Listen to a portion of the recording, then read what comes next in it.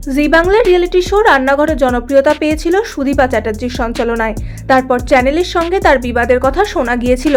সুদীপা চ্যাটার্জির জায়গায় গত 1.5 বছর ধরে রান্নাঘরের সঞ্চালনায় দেখা যাচ্ছিল অভিনেত্রী কনীনিকা ব্যানার্জিকে। তবে এবার টলিউডের অন্দরের খবর, এই শোয়ের সঞ্চালনায় নাকি আর দেখা যাবে না কনীনিকাকে। কিন্তু কেন? জনপ্রিয় এক সংবাদ মাধ্যমকে অভিনেত্রী জানিয়েছেন, এটা পুরোপুরি চ্যানেলের সিদ্ধান্ত।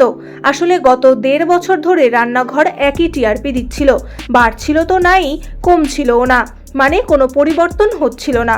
তাছাড়া আমি আগেও বলেছি, এখন কয়েক সেকেন্ডে মোবাইল ফোন দেখেই রান্না শেখা যায়। সেখানে আধ ঘন্টার এই শো দেখার আগ্রহ কমে আসছে দর্শকের।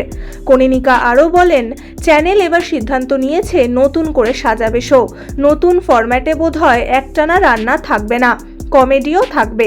আমায় ওদের সিদ্ধান্ত জানিয়েছিল, আমিও তাই মেনে নিয়েছি। সূত্রের খবর, কনীনিকার জায়গায় রান্নাঘরের সঞ্চালনায় এবার দেখা যাবে অভিনেতা বিশ্বনাথ বসুকে।